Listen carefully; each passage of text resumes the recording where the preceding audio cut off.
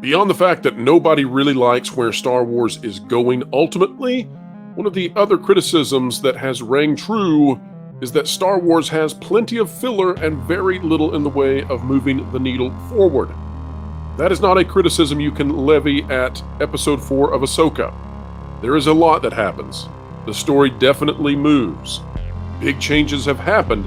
The question now is, are they good, are they bad, and do we believe in them?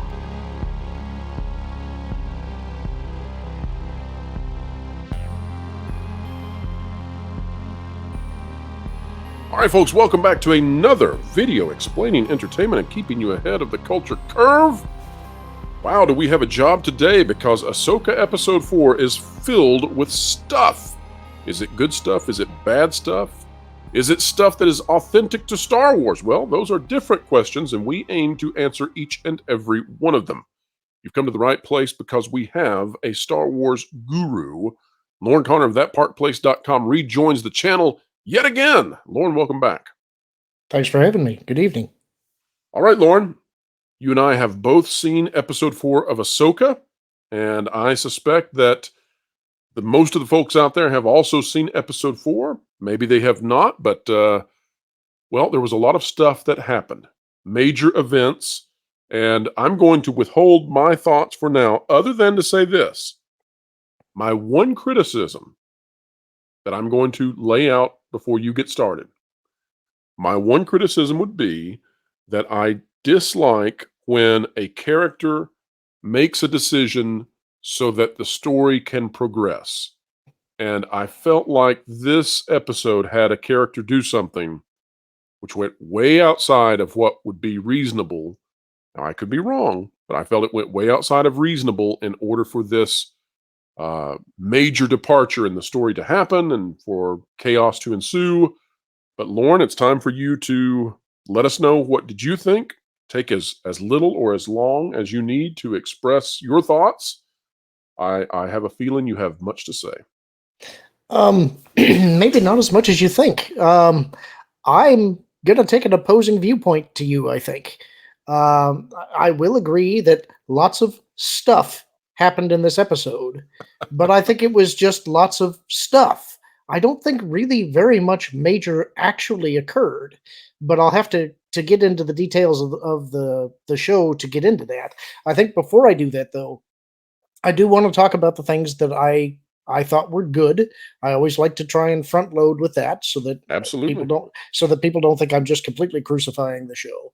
I think that there are two parts of the show that are doing all of the heavy lifting. The first is the music. I'm going to call out the music again. Yes. Last week we talked about that. I got his name wrong. It is Kevin Kiner, who has previously done the music for the Clone Wars and Rebels. He should do every live action show from here on out. No one else should do this. He does excellent work in this episode. I noticed the music several times in this episode, and it was all good. So major kudos to him. The other person that I think is doing the heavy lifting for the show is Ray Stevenson, and I continue to feel like, man, what a shame that man passed away. In fact, I would go so far as to say I think he's the most interesting part of the show. I wish that the show was actually called Balin, because I want to know about this guy. And I think that's also an area that they're falling down a little bit with. At this point, we're halfway through the series, I believe. I think that this is an 8-episode series as well. And we know next to nothing about his relationship with his Padawan. And so I think that that's something that I hope that we dive into a little bit more going forward. But that's really all I have to say for positives for the episode. I take that back. There is one more. I felt that the fight choreography was much improved in this episode. It did not look to me like they were pulling their swings as much as they have been. On the other hand, the fights were there to be fights. And I think that's a lot of the stuff that happened in this episode. Technically, what we saw was something that we've already seen in a previous episode. They activate the map. We see the line. It goes to the other galaxy. We already know about this. There's nothing really major occurring in this episode except at the very end. And I think the very, very end of this episode, my hunch is it's a massive misdirect. So there are two things that I think happen, and I agree with you on the latter. And I do also think that could be a significant misdirect, and I don't think that the audience will react well if it is. However, I think the other place that this episode, well, no, there are maybe two other things I would say.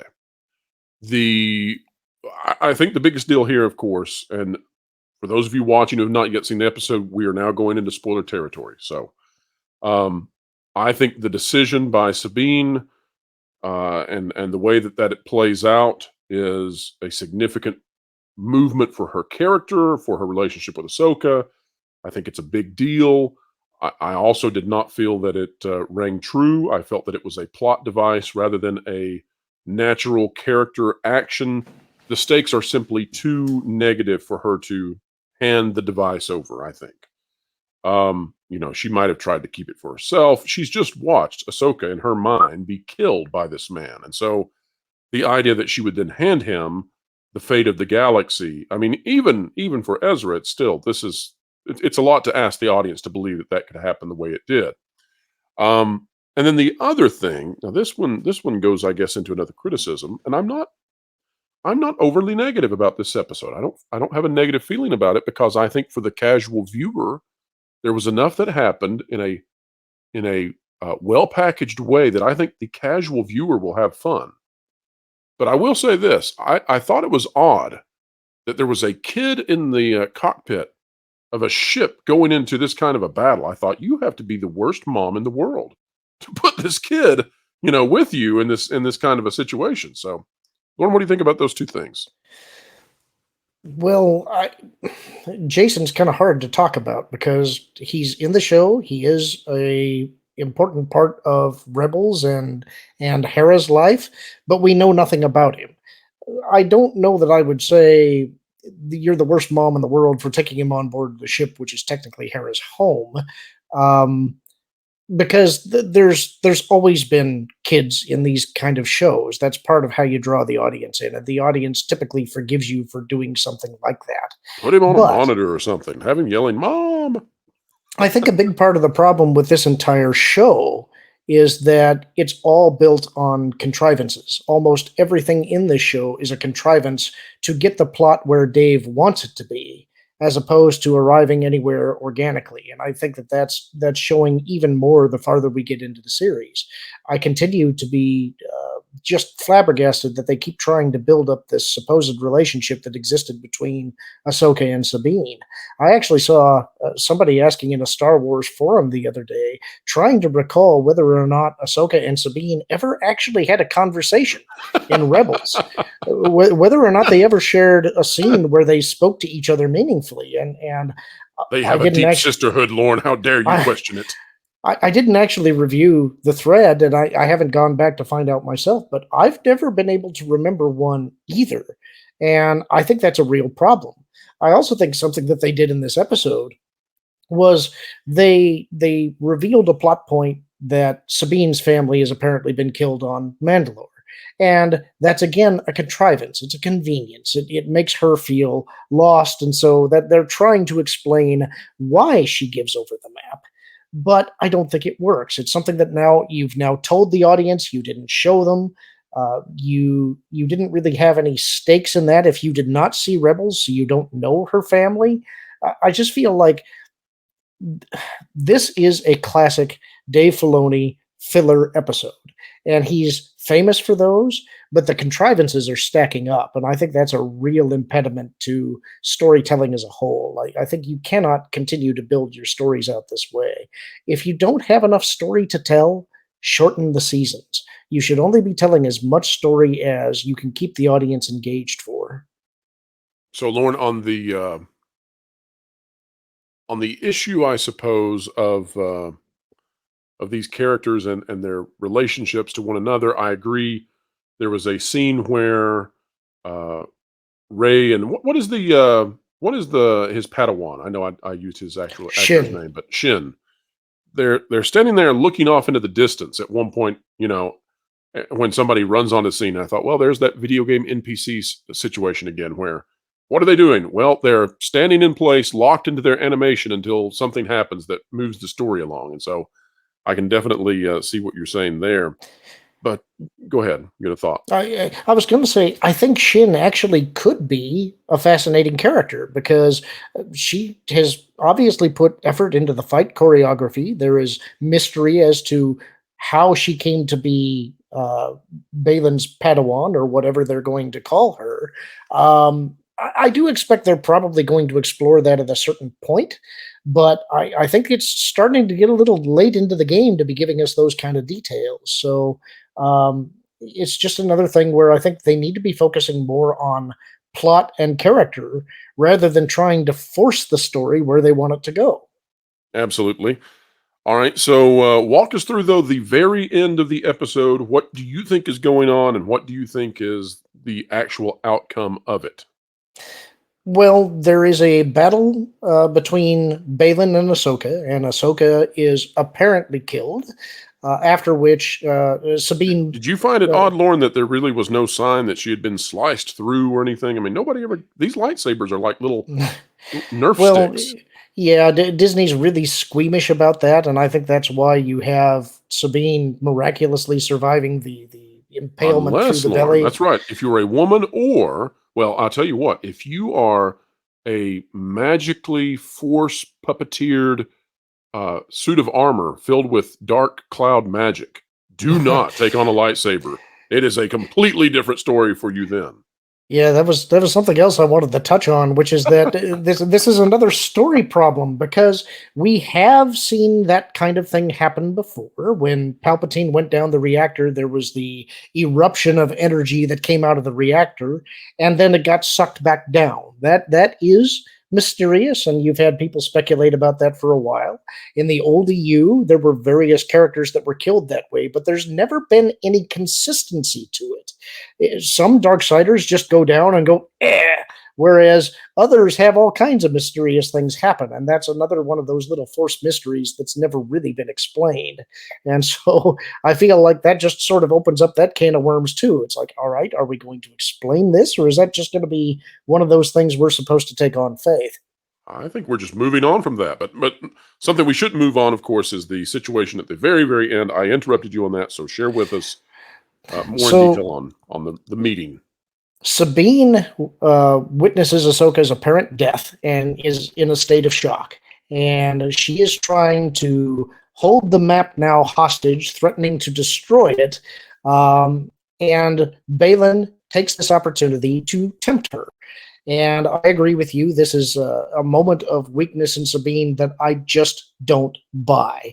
They tried to explain it through saying that she's lost her entire family, she has no one, she's lonely, and now she's lost her master, which Balin is casting doubt on. And they're using that to try and justify the fact that she does turn the map over. I don't think that's believable. I don't think that that is what the Sabine from Rebels would do. I don't think even if these circumstances did happen off screen that it would change her character to such a degree that that is the decision that she would make. Be that as it may, she goes with Balin and Shin and joins Morgan Elsbeth on the Eye of Sion. Hera arrives with a squadron of X-wings defying the orders of the higher ups on Home One, just in time to see it jump into hyperspace in what was actually a pretty cool scene. I liked that. I thought that was a very cool visual. You thought we were going to get But another Holdo situation there? no, I didn't think we were going to do something like that, but I did think that the actual jump to hyperspace was pretty cool. Another Mhm. thing that I want to bring up that I didn't mention before is that any time that you actually see ships in the exteriors in this show, they're actually gorgeous. There was a scene of Home One, a couple of scenes of Home One that looked really great. The X-wings look great, Mhm. but once you get to the ship interiors, it really starts looking cheap. I think that the Ghost, especially the cockpit, Mhm. looks really small, and it's not very convincing. I think that that's an area where they need to put a little more into their VFX budget, and I think that they also need to focus some more on some of those exterior space scenes because that does feel like Star Wars to me. But we've gone off on another tangent.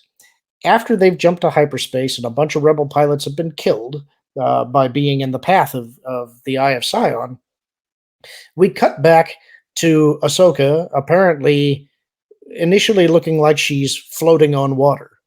But as she starts to regain consciousness and starts to sit up, you notice that the water is sparkling in a way that's not natural. And as she sits up, you can tell that she's within the world between worlds. And there is a mysterious voice that is speaking, saying, "Hey, Snips, didn't expect to see you here." And obviously, it's Anakin. There's a big reveal. She is relieved and overjoyed to see her former master, and then we kind of cut to credits. That I think is the big misdirect. At least I'm really hoping it's a big misdirect, because if not, they're once again breaking their own canon that they've set before, and I think that that would just harm the series even more.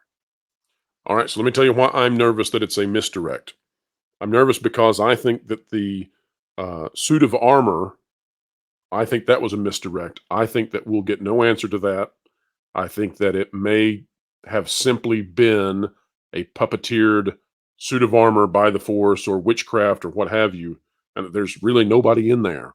And I think that's a significant misdirect because they knew there would be intrigue as to, well, who is that? If the answer is nobody, that's a mystery box that is no fun to open.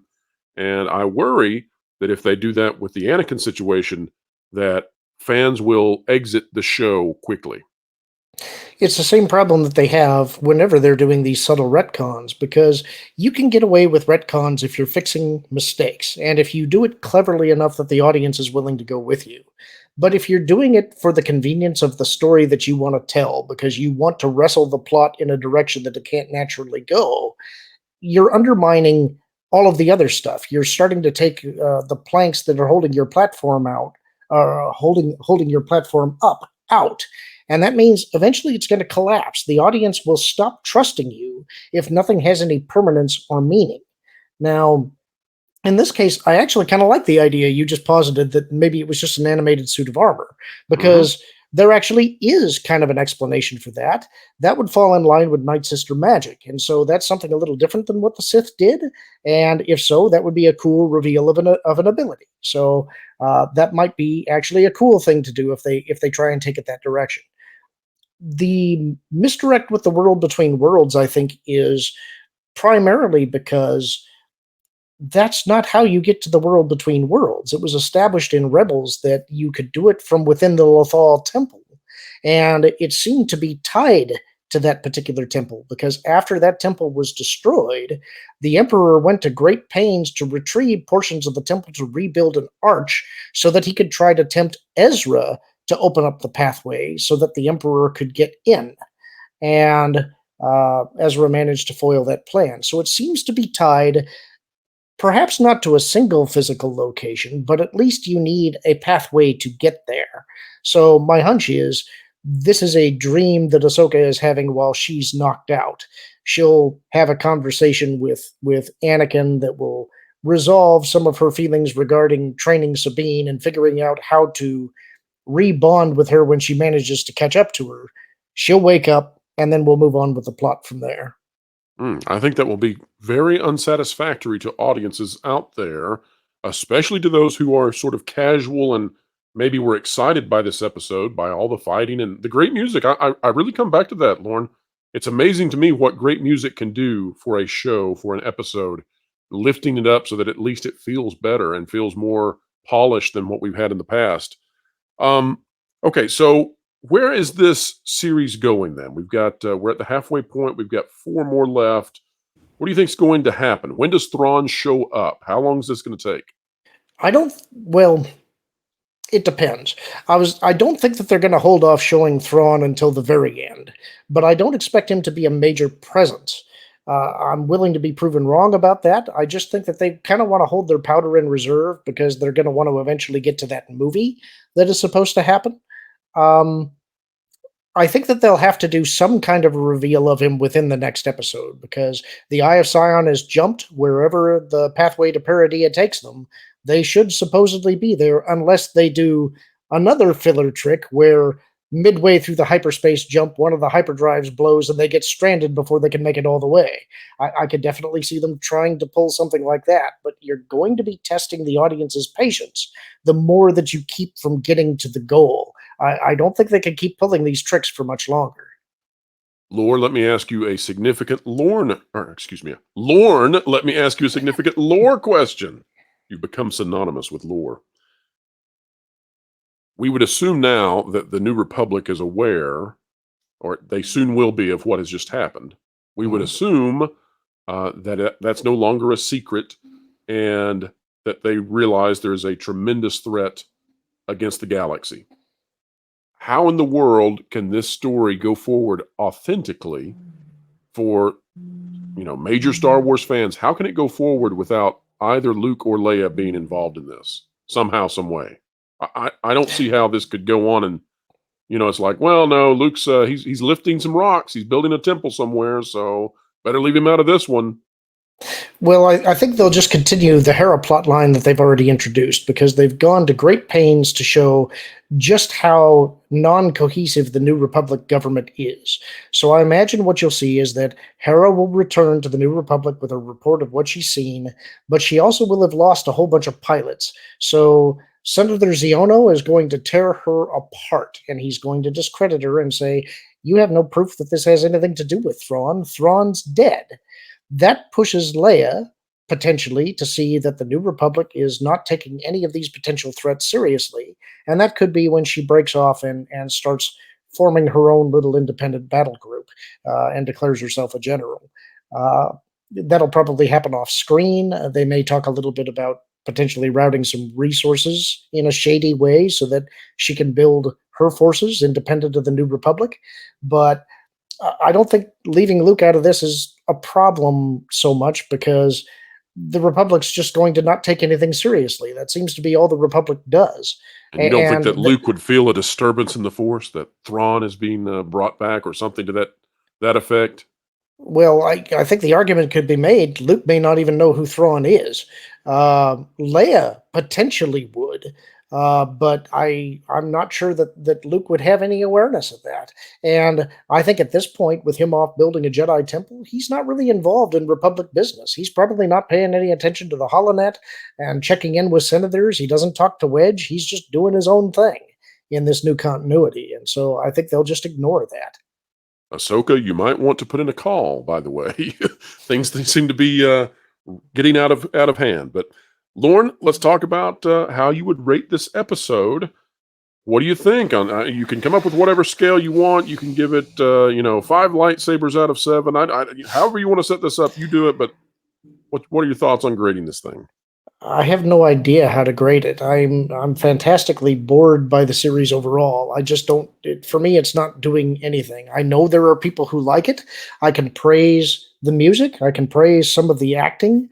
I think that there's some good visuals from time to time. But every time they start to build momentum with something that looks like it might be good, something pulls me out of it. Sometimes it's just the cheapness of a set. Sometimes it could be a bad line delivery. I'm going to be overly critical. I can't help that because I want quality Star Wars. And I think the fact that you're on TV doesn't give you an out. It's like you know what your property is. If you want to tell it properly, either make it cinematic, meaning actually put a movie out, or throw the budget at it and get the quality people involved who will deliver at the level that you should be doing. Otherwise, it just feels like you're cheaping out. So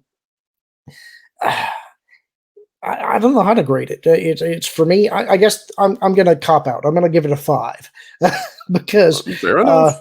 I think that's the only way that I could approach it. This Yeah. series is not for me. I'm not buying into it. There are a couple of things I like. Had they done a Balin show, I might have been in, but I don't think this is going to work for me. Well, I think it's fair to say now that there should have been more screen time given to that particular character. Absolutely. That is the most intriguing part thus far. As for me and how I'm going to score this, I'm going to give it 2 scores. Is that okay? Is that a cop out? It's up to you, man. It's your Okay, channel. I'm going to give it a casual score. So I think for the casual fan who doesn't really care, maybe it's a kid just starting to watch Star Wars. Maybe it's somebody who doesn't really care. It's just something new on Disney Plus to watch. I think they're going to like this. I think they're going to like the lightsabers. I think they're going to like the music. It feels like Star Wars to some degree. And I think if you were basing this on just the casual response, 7 or 8 out of 10, somewhere around there. I think from a dedicated Star Wars fan, someone, someone such as yourself, someone who cares about the continuity, somebody who's watched the animated series that lead into this. I think I'm actually going to drop it lower than you, and I'm going to say it's a 4 out of 10 for those individuals because the characters are not playing true to themselves, and I think that's pulling fans out of the show. They don't like the way that Ahsoka is played. They don't like the way that Sabine is played. They don't understand why they have the relationship they do. I will say this, though, Lauren. From the very beginning, I said that I thought that Dave Filoni was trying to kind of ape Arcane, the show from Netflix, where it's two women who, one is order, one is disorder. I got to say, I think that's coming true the more and more we watch this series. Final thoughts on, I guess, the relationship between Sabine and Ahsoka. Do you think they'll repair it by the end, or do you think that this is being set up for Sabine to go down into a dark, dark pathway? It's hard to say because when I'm thinking about where the show is going, I'm usually not thinking in terms of the characters because I don't really I guess I don't really care or see where they're going. To me, the show feels like an introduction to Skeleton Crew. I keep thinking that they're going to end up in this other part of the galaxy, and I think that Thrawn, the intention of the Eye of Sion, I believe, was to try and it's a massive hyperspace ring. It's supposed to tow the Chimera back to Republic space, but my guess is that's not what Thrawn's plan is. It may be that he intends to do that later, but he's not going to do that in this show. I think that his real big reveal is going to be in Skeleton Crew, is my guess. Could be totally off base with that, but I think that's where the show as a whole is going. As to what happens with Ahsoka and Sabine, I don't know. I haven't got a clue. Right now, I don't see anything compelling happening. It just feels to me like they're taking an awful long time to try and get from point A to point B, and the intention of point B is to launch another show. Well, I think you're exactly right.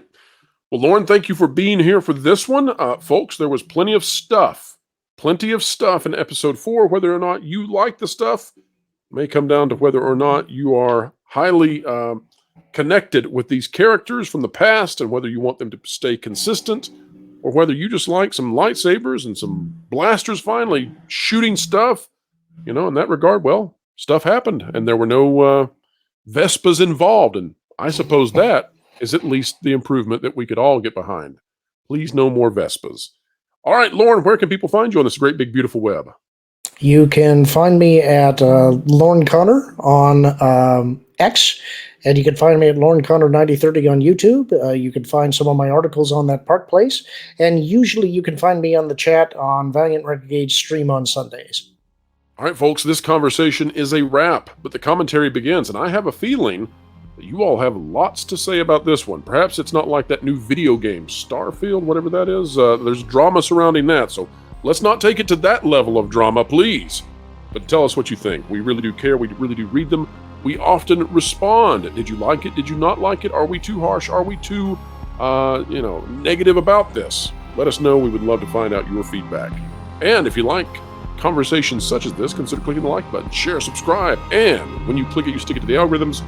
It's the notification bell. The Pro Show starts Thursday, 5 to 7 p.m. Eastern Time, as always. And that Park Place is entering into YouTube. Be ready for it. It's going to be a great channel connecting many of your content creators out there that are your favorites. Let's get started. Wherever you are and whatever you're doing, keep learning, keep growing, and keep having fun. Make sure to catch The Pro Show Thursdays 5 to 7 Eastern Time. Entertainment Explained, The Culture Curve Conquered, live with Pro and all his friends.